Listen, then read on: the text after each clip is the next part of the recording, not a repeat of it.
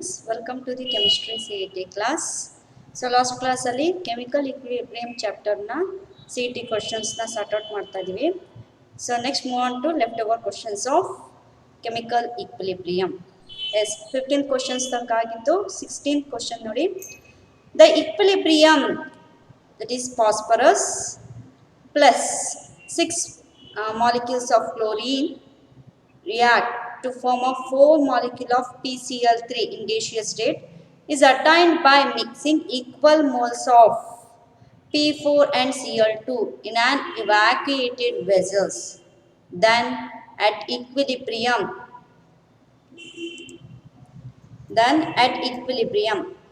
so ಇಲ್ಲಿ ನಿಮಗೆ phosphorus ಮತ್ತೆ chlorine gas.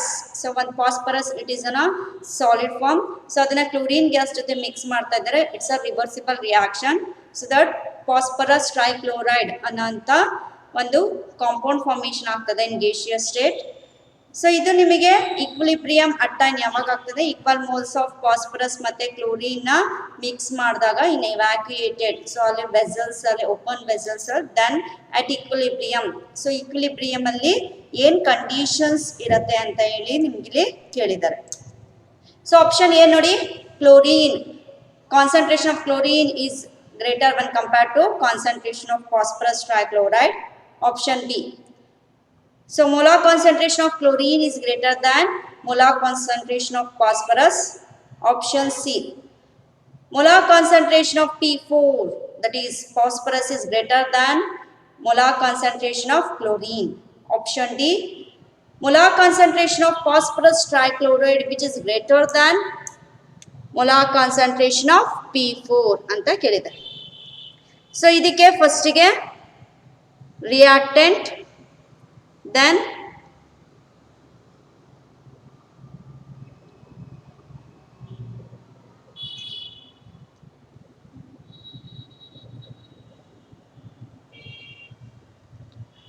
so balanced equation ಬರ್ಕೊಂಡಿದ್ದೀನಿ. say initially 1 mole, initial stage 1 mole ಇದೆ ಅಂತ ಅನ್ಕೊಳ್ಳೋಣ. ಸೊ ಆವಾಗ ನಿಮಗೆ ಕ್ಲೋರಿನ್ ಎಷ್ಟಿರುತ್ತೆ? 1 mole ಇರುತ್ತೆ. ಸೊ ಇದು ನಿಮಗೆ 0 moles ಇರುತ್ತೆ ಇನಿಷಿಯಲ್. ಅಟ್ ಈಕ್ವಿಲಿಬ್ರಿಯಂ, ಅಲ್ಲಿ ಸೇ ಎಕ್ಸ್ ಮೋಲ್ ಅಷ್ಟು ನಿಮಗೆ ಏನಾಗಿದೆ?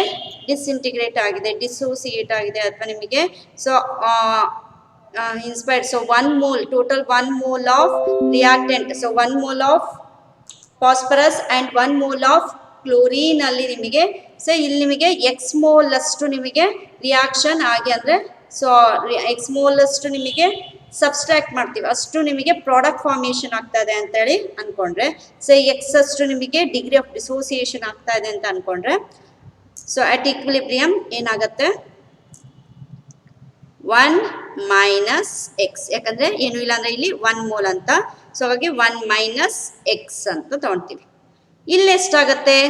ಸೇ 1 ಮೋಲೇ ಇರೋದು ಮೈನಸ್, ಸೊ ಒಂದು ಕ್ಲೋರಿನ್ಗೆ ಎಕ್ಸ್ ಅಂತ ತೊಗೊಳ್ತೀವಿ. ಇಲ್ಲಿ 6 ಕ್ಲೋರಿನ್ ಇದೆ, ಹಾಗಾಗಿ ಏನು ಮಾಡ್ತೀವಿ? 6x. ಇಲ್ಲಿ ಎಷ್ಟಿದೆ? ಸೊ ಇಲ್ಲಿ ನಿಮಗೆ ಎಕ್ಸ್ ಅಷ್ಟು ಡಿಸ್ಇಂಟಿಗ್ರೇಟ್ ಆಗ್ತದೆ ಅಂದರೆ ಎಕ್ಸ್ ಅಷ್ಟೇ ಪ್ರಾಡಕ್ಟ್ ಫಾರ್ಮೇಷನ್ ಆಗುತ್ತೆ. ಬಟ್ ಇಲ್ಲಿ 4 ಮೋಲ್ಸ್ ಇರೋದ್ರಿಂದ 4x ಅಂತ ತೊಗೊಳ್ತೀವಿ.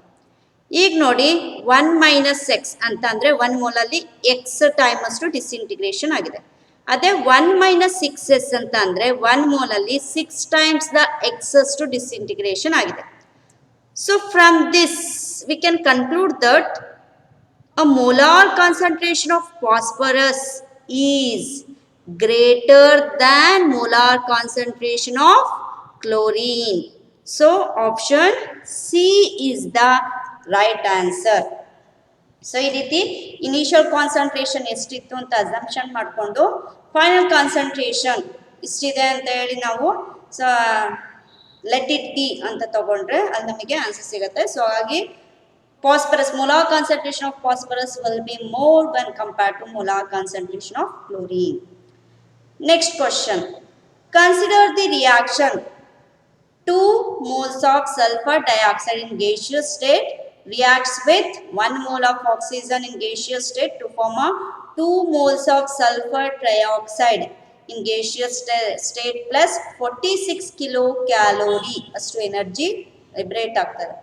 Apply law of chemical equilibrium and check which of the following results are correct when helium gas is added to the above equilibrium at constant volume. So ಇಲ್ಲಿ ಏನು ಮಾಡ್ತಾ ಇದ್ದಾರೆ, sulphur dioxide ನ oxygen gas ಜೊತೆ mix ಮಾಡ್ತಾ ಇದ್ದಾರೆ. So that sulphur trioxide ಅನ್ನೋ gas formation ಆಗ್ತದೆ as an product. So along with that 46 kilo calorie of energy is liberating. So chemical law of chemical equilibrium ನ ನಾವಿಲ್ಲಿ ಅಪ್ಲೈ ಮಾಡಿದ್ರೆ LHS = RHS ಅನ್ನೋ so ಏನು ಲಾನ ನಾವು ಇಲ್ಲಿ ಅಪ್ಲೈ ಮಾಡಿದ್ರೆ ಏನಲ್ಲಿ ನಿಮಗೆ ಕರೆಕ್ಟ್ ರಿಸಲ್ಟ್ ಸಿಗತ್ತೆ. ಈ ಒಂದು ಇಕ್ವಿಲಿಬ್ರಿಯಂಗೆ ಹೀಲಿಯಂ ಗ್ಯಾಸ್ ನಾವು ಆಡ್ ಮಾಡಿದ್ರೆ ಅಟ್ ಕಾನ್ಸ್ಟೆಂಟ್ ವಾಲ್ಯೂಮ್ ಅಂತ ಹೇಳಿ ಕೇಳಿದ್ದಾರೆ. ಸೊ ಆಪ್ಷನ್ ಎ ಏನು, amount of sulphur dioxide increases. Option B, amount of oxygen decreases. Option C, amount of sulphur trioxide increases. Option D, no effect on relative amount of sulphur trioxide, oxygen and sulphur trioxide. So ನಾವಿಲ್ಲಿ add ಮಾಡ್ತಾ ಇರೋದು one of the reactant ಆಗಿ ಅಥವಾ one of the product ಅನ್ನೋದು ಅಲ್ಲ. So in spite helium ಗ್ಯಾಸ್ನ add ಮಾಡ್ತಾ ಇದ್ದೀವಿ. ಇಲ್ಲೆಲ್ಲೂ ಸಹ ಈ ಓವರ್ ಆಲ್ ರಿಯಾಕ್ಷನ್ ಅಲ್ಲಿ ಎಲ್ಲೂ ಹೀಲಿಯಂ ಗ್ಯಾಸ್ ಇಲ್ಲ. ಐದರ್ ಅದು ಒಂದು ರಿಯಾಕ್ಟೆಂಟು ಅಲ್ಲ, ಒಂದು ಪ್ರಾಡಕ್ಟು ಅಲ್ಲ. ಸೊ ಅದಲ್ದಲ್ಲ ನಿಮಗೆ helium gas it is a Nobel gas which is inert in nature ಅಂತ ಹೇಳ್ಬೋದು. ಸೊ ಇನರ್ಟ್ ಇನ್ ನೇಚರ್ ಇರೋಂಥ ಈ ಗ್ಯಾಸನ್ನ ನಾವು ಈಕ್ವಿಲಿಬ್ರಿಯಂಗೆ ಆ್ಯಡ್ ಮಾಡೋದ್ರಿಂದ ಸೊ ಯಾವುದೇ ರೀತಿ ಈಕ್ವಿಲಿಬ್ರಿಯಂ ಡಿಸ್ಟರ್ಬ್ ಆಗಲ್ಲ. ಸೊ ಈಕ್ವಿಲಿಬ್ರಿಯಮೇ ಡಿಸ್ಟರ್ಬ್ ಆಗಲ್ಲ ಅಂದಮೇಲೆ volume of sulphur dioxide, oxygen ಅಥವಾ ಸಲ್ಫರ್ ಟ್ರೈಆಕ್ಸೈಡ್ ಏನಾಗಲ್ಲ, ಯಾವುದೇ ರೀತಿ ಎಫೆಕ್ಟ್ ಆಗಲ್ಲ ಅಂತ ಹೇಳ್ಬೋದು. ಸೊ ಹಾಗಾಗಿ option D, no effect on the relative amount of sulphur trioxide, oxygen, ಇದು ಸಲ್ಫರ್ ಡೈಆಕ್ಸೈಡ್ ಆಗಬೇಕು. Sulfur dioxide, oxygen and sulfur trioxide. So option D is the right answer. Next, 18th question. Calcium carbonate dissociate in the following manner. CaCO3 in solid form going to dissociate as calcium oxide in solid state plus carbon dioxide in gaseous state. So enthalpy, change in enthalpy, that is delta H value ಕೊಟ್ಟಿದ್ದಾರೆ 110 kilojoule in closed vessel. The pressure of carbon dioxide. So ಏನು ಮಾಡ್ತಾರೆ, calcium carbonate ನ dissociate ಮಾಡ್ತಾ ಇದ್ದಾರೆ. Dissociate ಮಾಡಿದಾಗ total enthalpy change ಬಂದು 110 kilojoule ಅಷ್ಟು ಇದೆ. ಸೊ ಯಾವುದ್ರಲ್ಲಿ ಅಂದರೆ ಕ್ಲೋಸ್ಡ್ ವೆಸಲ್ ಅಲ್ಲಿ ಲಿಬರೇಟ್ ಆಗಿರೋಂಥ ಕಾರ್ಬನ್ ಡೈಆಕ್ಸೈಡ್ ನ ಗ್ಯಾಸ್ ನ ಪ್ರೆಷರ್ ಏನಾಗಿರುತ್ತೆ ಅಂತ ಹೇಳಿ ಕೇಳಿರೋದು question. So option A, increases if temperature is raised. Increases on adding a catalyst. Option C, decreases if temperature is raised. Option D, increases if an inert gas is pumped keeping the temperature constant ಅಂತ ಹೇಳಿದ್ದಾರೆ. So ಇಲ್ಲಿ increases on adding a catalyst. So ಇಲ್ಲಿ ನಮಗೆ catalyst ಯಾವುದು, catalyst ನಾವು reaction ಇಲ್ಲಿ add ಮಾಡಿಲ್ಲ. So that ಹಾಗಾಗಿ ನಿಮಗೆ ಇನ್ಕ್ರೀಸಸ್ ಆನ್ ಆಡಿಂಗ್ ಕೆಟಲಿಸ್ಟ್ ಬರಲ್ಲ. In decreases if temperature is raised. So ಅಲ್ಲಿ ಟೆಂಪರೇಚರ್ ರೈಸ್ ಮಾಡಿದ್ರೆ ನಮಗೆ ಗೊತ್ತಿರೋಂಗೆ ಇಲ್ಲಿ ನೋಡಿ ಡೆಲ್ಟಾ H ವ್ಯಾಲ್ಯೂ ಪಾಸಿಟಿವ್ ಇದೆ. ಪಾಸಿಟಿವ್ ಇದೆ ಅಂದರೆ ಇಟ್ಸ್ ಅ ಎಂಡೋಥರ್ಮಿಕ್ ರಿಯಾಕ್ಷನ್ ಅಂತ ಹೇಳ್ಬೋದು. ಸೊ ಅಲ್ಲಿ ನಿಮಗೆ total change in enthalpy 110 kilojoule endothermic reaction ಅಂತ ಹೇಳ್ಬೋದು. ಅಲ್ಲಿ ನಿಮಗೆ ಟೆಂಪರೇಚರ್ ರೈಸ್ ಆದಂಗೂ ಡಿಕ್ರೀಸ್ ಆಗುತ್ತೆ, ಅಲ್ಲಿಗೆ ಇನ್ವರ್ಸ್ಲಿ ಪ್ರಪೋರ್ಷನಲ್ ಆಗಲ್ಲ for endothermic reaction. Got it. So option D ನೋಡಿ, increases if on inert gas is pumped keeping the temperature constant. So inert gases doesn't has effect on this type of reactions. So ಅಲ್ಲಿಗೆ ಮೂರು ಆಪ್ಷನ್ಸ್ನ ನಾವು discard ಮಾಡಿದ್ರೆ option A ಉಳಿತು ನೋಡಿ, increases if temperature is raised. Yes. So though it is a endothermic reaction. Delta H value positive ಬಂದಿರೋದ್ರಿಂದ ಇದು endothermic reaction. So endothermic reaction ಅಲ್ಲಿ ಏನಾಗುತ್ತೆ, ಆಸ್ ಟೆಂಪರೇಚರ್ ಇನ್ಕ್ರೀಸಸ್ ಸೊ ಅಲ್ಲಿ ನಿಮಗೆ ಫಾರ್ವರ್ಡ್ ರಿಯಾಕ್ಷನ್ ಆಗ್ತಾ ಹೋಗುತ್ತೆ. ಫಾರ್ವರ್ಡ್ ರಿಯಾಕ್ಷನ್ ಆಗ್ತಾ ಹೋದಂಗೂ ಏನಾಯ್ತು, ಅಲ್ಲಿಗೆ carbon dioxide is one of the product. So that carbon dioxide ನ ಪ್ರೊಡಕ್ಷನ್ ಜಾಸ್ತಿ ಆದಂಗೂ ಇದು ಗ್ಯಾಸ್ ಆಗಿರೋದ್ರಿಂದ ಪ್ರೆಷರು ಏನಾಗುತ್ತೆ, ಜಾಸ್ತಿ ಆಗುತ್ತೆ. ಸೊ ಹಾಗಾಗಿ option A is the right answer. The pressure of carbon dioxide increases if temperature is raised. So ಹಾಗಾಗಿ option A is the right answer. Next, if A and B are gaseous substance which react reversibly to give a two substances C and D, accompanied by the liberation of heat. When the reaction reaches equilibrium, it is observed that Kp is equal to Kc. The equilibrium cannot be disturbed by option A, adding A, option B, adding D, option C, rising the temperature, option D, increasing the pressure ಅಂತ ಹೇಳಿದ್ದಾರೆ. So ಇಲ್ಲಿ ನೋಡೋದಾದ್ರೆ ನಮಗೆ A and B ಅನ್ನೋದು ಒಂದು gaseous substance that is reactant ಅಂತ ಹೇಳ್ಬೋದು. ರಿವರ್ಸಿಬ್ಲಿ react ಆದಾಗ ಟೂ ಪ್ರಾಡಕ್ಟ್ಸ್ ಬರ್ತದೆ ಸಿ ಮತ್ತೆ ಡಿ. ಸೊ ಅದ್ರ ಜೊತೆಗೆ ಸಮ್ ಅಮೌಂಟ್ ಆಫ್ ಹೀಟು ಸಹ ಏನಾಗ್ತದೆ ಲಿಬರೇಟ್ ಆಗ್ತದೆ. ಈಕ್ವಿಲಿಬ್ರಿಯಂ ಕಂಡೀಷನ್ ಬರ್ತಾ ಇದ್ದಂಗೆ K P is equal to K C ಆಗಿದೆ. K P is equal to K C ಅಂತ ಅಂದ್ರೆ number of moles of product is equal to number of moles of reactant ಆಗಿದೆ ಅಂತ ಹೇಳ್ಬೋದು. So the equilibrium can not be disturbed ಯಾವಾಗ ಅಂತ ಅಂದ್ರೆ as NP is equal to NR, number of moles of product is equal to number of moles of reactant. ಇಲ್ಲೇ ನೋಡೋದಾದ್ರೆ ನಮಗೆ ಈ ಒಂದು ರಿಯಾಕ್ಷನ್ ಅಲ್ಲಿ ಎ ಮತ್ತೆ ಬಿ ರಿಯಾಕ್ಟ್ ಆಗಿ ಸಿ ಅಂಡ್ ಡಿ ಫಾರ್ಮೇಶನ್ ಆಗ್ತದೆ. So same number of moles ಇದೆ, ಪ್ರಾಡಕ್ಟ್ ಆಗಿರ್ಲಿ ರಿಯಾಕ್ಟೆಂಟ್ ಆಗಿರ್ಲಿ. ಸೊ ಹಾಗಾಗಿ as N P is equal to number of moles of product is equal to number of moles of reactant ಆಗಿರೋದ್ರಿಂದ equilibrium will not be disturbed by pressure. ಪ್ರೆಷರ್ನ ನಾವು so ಏನು by pressure ಇಂದಾಗಿ so ಯಾವುದೇ ರೀತಿ equilibrium disturb ಆಗಲ್ಲ. So ಹಾಗಾಗಿ the equilibrium can not be disturbed by increasing the pressure. Option D is the right answer. So as NP is equal to NR, equilibrium will not be disturbed by pressure. So pressure na ನಾವು increase ಮಾಡೋದ್ರಿಂದ ಯಾವುದೇ ರೀತಿ equilibrium disturb ಆಗಲ್ಲ. ಯಾಕೆ ಅಂದ್ರೆ ಅಲ್ಲಿ ನಿಮಗೆ A and P ಏನ್ ಗೇಷಿಯಸ್ ರಿಯಾಕ್ಟೆಂಟ್ ತಗೊಂಡಿದ್ದೀರಾ ಅದರಲ್ಲಿ ಎಷ್ಟು ನಂಬರ್ ಆಫ್ ಮೋಲ್ಸ್ ಇದೆಯೋ ಸೊ ಬರ್ತಾರಂತ ಪ್ರಾಡಕ್ಟ್ ಸಿ ಅಂಡ್ ಡಿ ಅಲ್ಲೂ ಸೇಮ್ ನಂಬರ್ ಆಫ್ ಮೋಲ್ಸ್ ಇದೆ. ನಂಬರ್ ಆಫ್ ಮೋಲ್ಸ್ ಬೇರೆ ಆದಂಗೂ ಸೊ ಅಲ್ಲಿ ನಿಮಗೆ ಏನಾಗೋದು may be K P equal to K C disturb ಮಾಡೋಕ್ಕೋಸ್ಕರ ಪ್ರೆಷರ್ ಚೇಂಜ್ ಆದಂಗೂ ಈಕ್ವಿಲಿಬ್ರಿಯಂ ಡಿಸ್ಟರ್ಬ್ ಆಗೋದು. ಬಟ್ ಇಲ್ಲಿ ನಂಬರ್ ಆಫ್ ಮೋಲ್ಸ್ ಸೇಮ್ ಇರೋದ್ರಿಂದ so by increasing the pressure the equilibrium can not be disturbed ಅಂತ ಹೇಳ್ಬೋದು. ಸೊ ಹಾಗಾಗಿ option D is the right answer. Next question ನೋಡಿ, a liquid is in equilibrium with its vapour at its boiling point.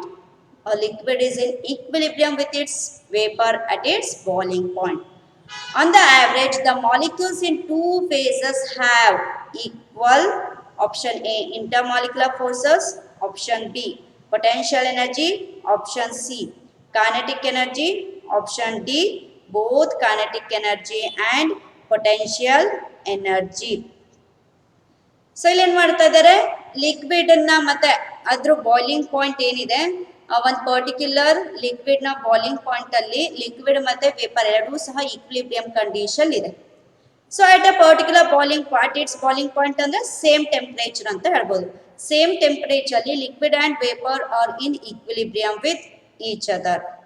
So ಅಲ್ಲಿ overall ಆಗಿ ಹೇಳ್ಬೇಕು ಅಂದ್ರೆ on the average the molecules in two phases have equal intermolecular forces ಇರತ್ತಾ, potential energy ಇರತ್ತಾ, kinetic energy ಇರತ್ತಾ, both kinetic energy and potential energy ಇರತ್ತಾ.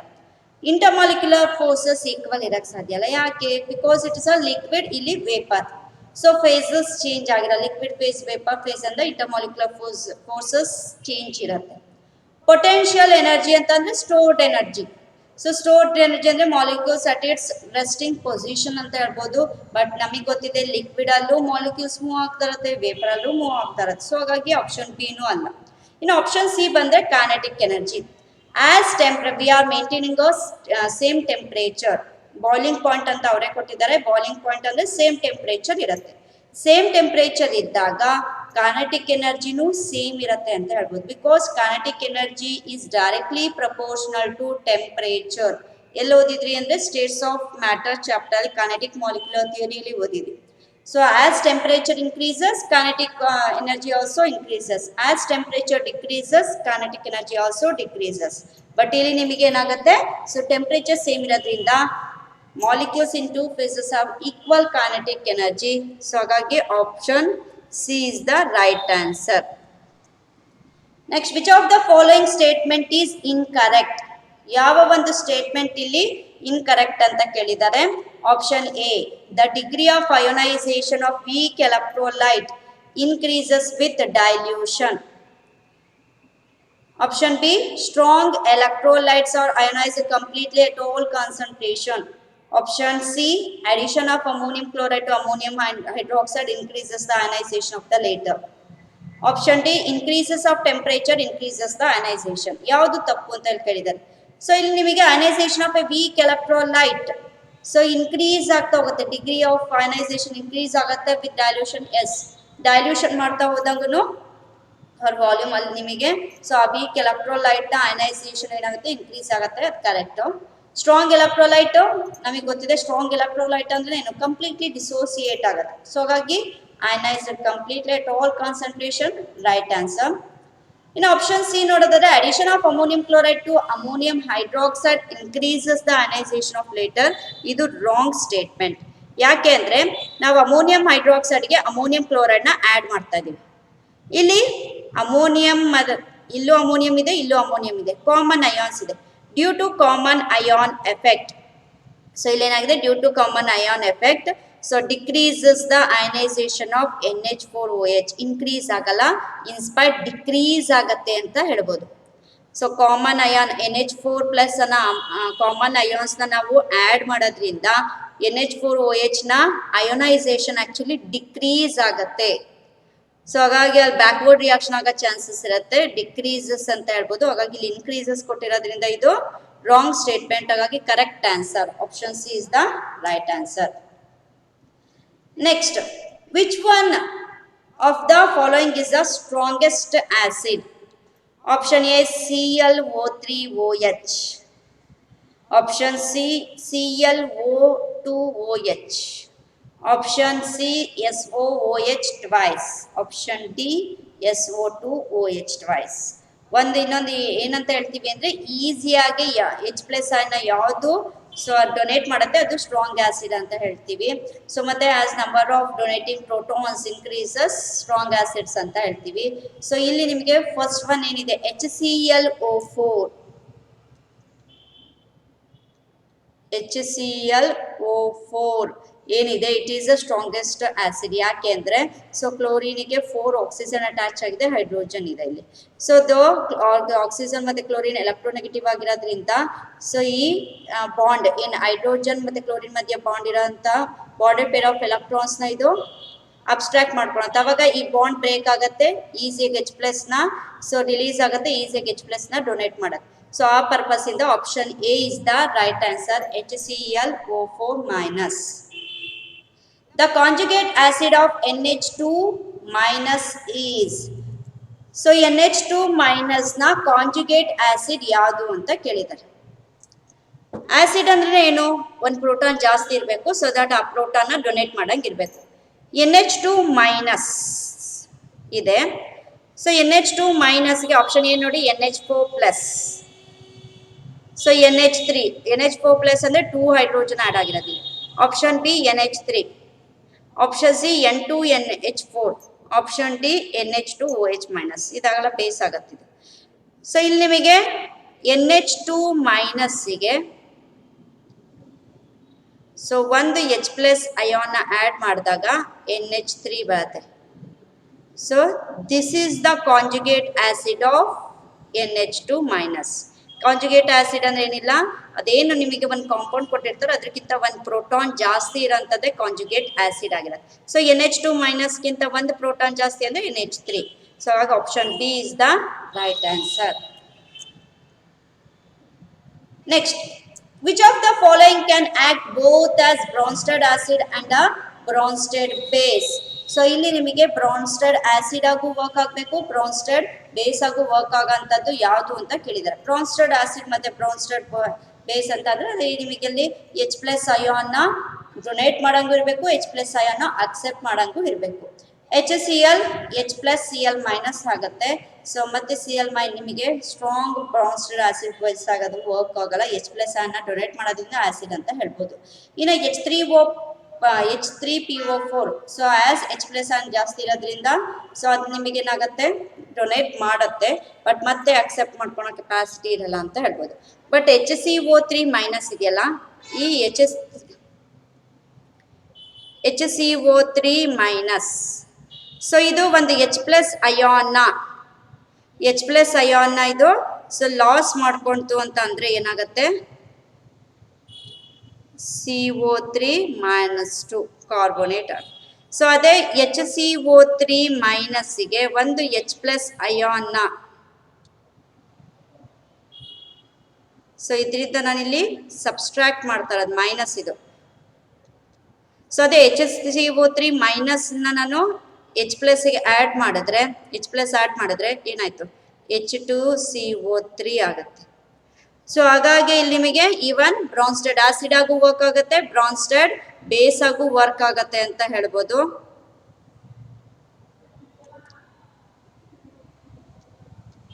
So ಹಾಗಾಗಿ HCO3- act both as Bronsted acid as well as Bronsted base. Next, what is the conjugate base of OH- hydroxide ion? So conjugate base ಯಾವುದು ಅಂತ ಕೇಳಿದರೆ option A oxygen, option B H2O, option C O-, option D O2- ಅಂತ ಹೇಳಿ ಕೇಳಿದ್ದಾರೆ. So ಇಲ್ಲಿ ನಿಮಗೆ OH- ಇದೆ. ಈ OH- ಇಂದ ಸೊ ಏನು ಮಾಡ್ತೀನಿ H+ ಅಯಾನ್ನ ರಿಮೂವ್ ಮಾಡ್ತೀನಿ. ಸೊ ರಿಮೂವ್ ಮಾಡಿದಾಗ ಏನಾಯ್ತು, ಆಲ್ರೆಡಿ ಆಕ್ಸಿಜನ್ ಮೇಲೆ ಒಂದು ಚಾರ್ಜ್ ಇತ್ತು, ಒಂದು ಪ್ರೋಟಾನ್ ಆಗೋದ್ರಿಂದ ಇನ್ನೊಂದು ಸೊ ಅಲ್ಲಿ ನಿಮಗೆ ಚಾರ್ಜ್ ಅಡಪ್ ಆಗುತ್ತೆ. ಸೊ ಹಾಗಾಗಿ the conjugate base of OH- is O2- ಅಂತ ಹೇಳ್ಬೋದು. ಸೊ ಹಾಗಾಗಿ option D is the right answer. Option D ಅನ್ನೋದು ಕರೆಕ್ಟ್ ಆನ್ಸರ್. ಸೊ ಅಲ್ಲಿ conjugate base of hydroxide ion is O2O- ಅಂತ ಹೇಳ್ಬೋದು. Next, 3 solutions A, B and C are prepared by adding NaCl, NaOH and HCl acid respectively. Then ionic product of water will be option A, increases in A, decreases in B and C. Option B, increases in B, decreases in A and C. Option C, increases in C, decreases in A and B. Option D, remain the same in all the 3. So 3 solution ತಗೊಂಡಿದ್ದಾರೆ A B C ಅಂತ. So ಯಾವುದನ್ನ solution ತಗೊಂಡಿದ್ದಾರೆ NaCl ಒಂದು ಹಾಕಿದ್ದಾರೆ, so NaOH solution ಒಂದರಲ್ಲಿ ಹಾಕಿದ್ದಾರೆ, HCl solution ಹಾಕಿದ್ದಾರೆ. So ಅಲ್ಲಿ ನಮಗೆ ionic product of water will ಏನಾಗತ್ತೆ, ಚೇಂಜ್ ಆಗತ್ತಾ, ಸೇಮ್ ಇರತ್ತಾ ಅಂತ ಹೇಳಿ ಕೇಳಿದ್ದಾರೆ.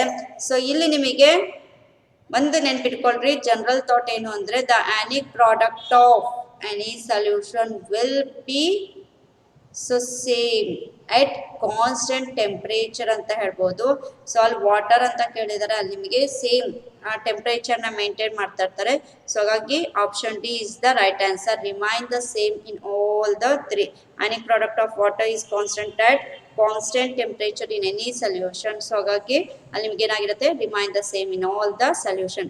ಐದರ್ you are going to add sodium chloride salt or sodium hydroxide base or hydrochloric acid, whatever it may be. So the ionic product of water will be same at all the temperatures for all the solutions.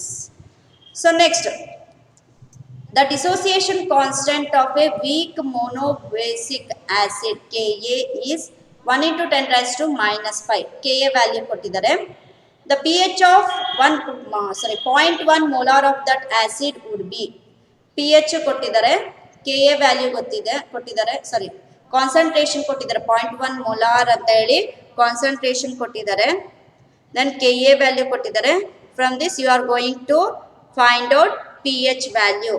Option A ಕೊಟ್ಟಿದ್ದಾರೆ 5, option B 1, option C 2, option D 3. So ನಮಗೆ ಗೊತ್ತಿದೆ molar concentration of H plus is equal to square root of Ka into C formula. K value ಅವರೇ ಕೊಟ್ಟಿದ್ದಾರೆ, ಏನು 1 into 10 raised to minus 5. Concentration 0.1 molar ಅಂತ ಕೇಳಿದ್ದಾರೆ. So ಅಲ್ಲಿಗೆ ಏನಾಯ್ತು 10 raised to minus 5 ಇರೋದು 0.1 ಇಂದ ಮಲ್ಟಿಪ್ಲೈ ಮಾಡ್ತಾ ಇದ್ದಾಗೇನೆ 10 raised to minus 3 ಆಯ್ತು. ಸೊ ಅಲ್ಲಿಗೆ pH is equal to minus 3 ಹೇಗಾಯ್ತು ಅಂತ ಕೇಳಿದ್ರೆ 0.1 ಇಂದ ಮಲ್ಟಿಪ್ಲೈ ಮಾಡಿದ್ರೆ minus 6. ಸೊ minus 6 ನ ಸ್ಕ್ವೇರ್ ರೂಟ್ ತೆಗೆದ್ರೆ minus 3 ಆಯ್ತು. ಸೊ ಹಾಗಾಗಿ pH ಅಂದ್ರೆ ಏನು, negative logarithm of H plus ion. So ಹಾಗಾಗಿ pH ಕೇಳಿದಾಗ ಪವರ್ ಕೆಳಗೆ ಬರುತ್ತೆ, ಅಲ್ಲಿ pH is equal to ಏನಾಯ್ತು 3. ಸೊ pH ಅಂದ್ರೆ negative log of H plus ion. So ಅಲ್ಲಿಗೆ H ಪ್ಲಸ್ ಅಂದ್ರೆ 10 raised to minus 3, ಅಲ್ಲಿಗೆ ಲಾಗ್ 10 ವ್ಯಾಲ್ಯೂ ಅಂದ್ರೆ 1 ಬಂತು. ಮೈನಸ್ ಇಂಟು ಮೈನಸ್ ಅಂದ್ರೆ ಇಲ್ಲಿ ನಿಮಗೆ ಪ್ಲಸ್ ಆಗುತ್ತೆ. So that pH is equal to 3. ಅಲ್ಲಿಗೆ option D is the right answer, 3 ಅನ್ನೋದು.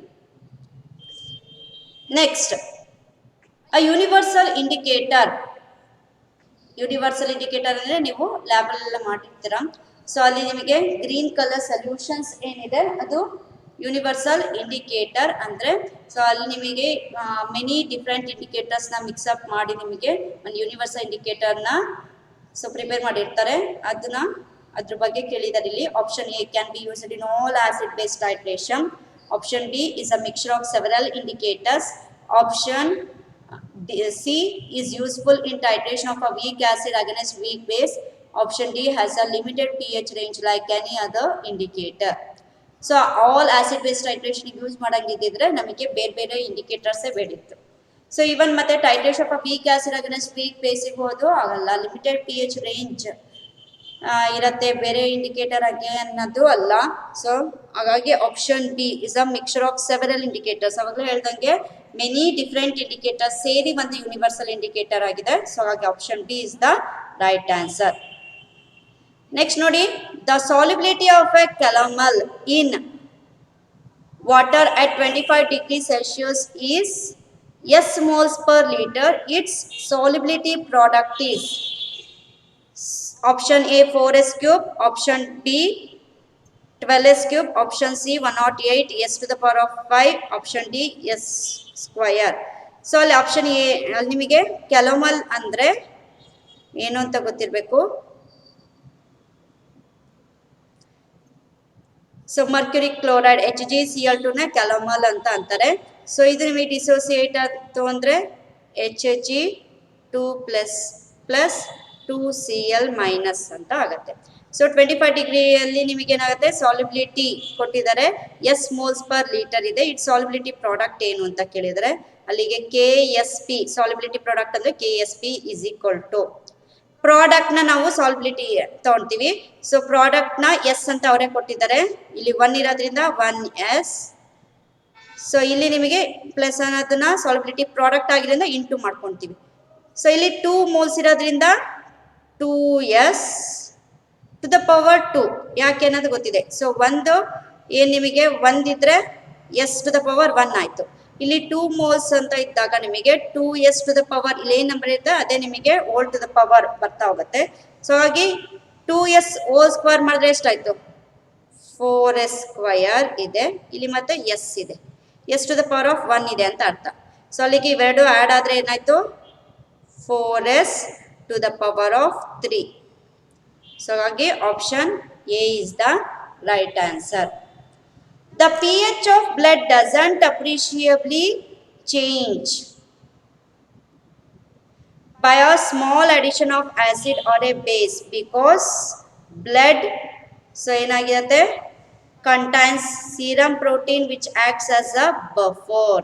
So buffer usually blood ಅಂತಲ್ಲ, ಇನ್ನು ಯಾವುದೇ ಬಫರ್ ತಗೊಳ್ಳಿ. ಸೊ pH ಅಲ್ಲಿ ಚೇಂಜ್ ಆಗಲ್ಲ, ಯಾಕಂದ್ರೆ ಮೇಂಟೈನ್ ಮಾಡುತ್ತೆ ಅದು ಬಫರ್ ಸೊಲ್ಯೂಷನ್ಸ್ ಆಗಿದ್ರೆ ಕಾಮನ್ ಅಯಾನ್ಸ್ ಇರೋದ್ರಿಂದ. ಸೊ ಹಾಗಾಗಿ option A is the right answer. As blood it is a buffer, so pH of a blood doesn't appreciably change. So next, EDTA is an Arrhenius acid, Bronsted base, Lewis base, all of the above ಅಂತ ಕೇಳಿದ್ದಾರೆ. EDTA it is a Arrhenius acid, yes, H plus ion, so ಅಥವಾ OH minus ನ so ಅಲ್ಲಿ in aqueous solution ಕೊಡೋದ್ರಿಂದ so ಅದು ನಿಮಗೆ Arrhenius acid ಹೌದು H plus ion ನ ಪ್ರೊಡ್ಯೂಸ್ ಮಾಡುತ್ತೆ in aqueous solution. Bronsted base, yes, ಯಾಕಂದ್ರೆ ಅದರಲ್ಲಿ ನೈಟ್ರೋಜನ್ ಇದೆ ಮತ್ತೆ ಅಲ್ಲಿ ನಿಮಗೆ ಆಕ್ಸಿಜನ್ ಇದೆ EDTA ಅಲ್ಲಿ. ಆ nitrogen oxygen it's a electron donor ಆಗಿರೋದ್ರೆ lone pair of electron nitrogen ಮತ್ತೆ ಆಕ್ಸಿಜನ್ ಮೇಲೆ ಇರೋದ್ರಿಂದ ಸೊ ಎಲೆಕ್ಟ್ರಾನ್ ಡೋನರ್ ಆಗು ಆಕ್ಟ್ ಮಾಡುತ್ತೆ, ಬ್ರೌನ್ಸ್ಟೆಡ್ ಬೇಸ್ ಆಗು ಆಕ್ಟ್ ಮಾಡುತ್ತೆ. ಸೊ ಅಲ್ಲಿಗೆ ಲಿವಿಸ್ ಬೇಸ್ ಆಗು ಸಹ ನಿಮಗೆ ಏನು electron lone pair of electron ಇರೋದ್ರಿಂದ it also acts as a Lewis base. So ಹಾಗಾಗಿ option D is the right answer, all of the above. Thank you. So ಇಲ್ಲಿಗೆ chemical equilibrium question sort out ಆಯಿತು. Thank you.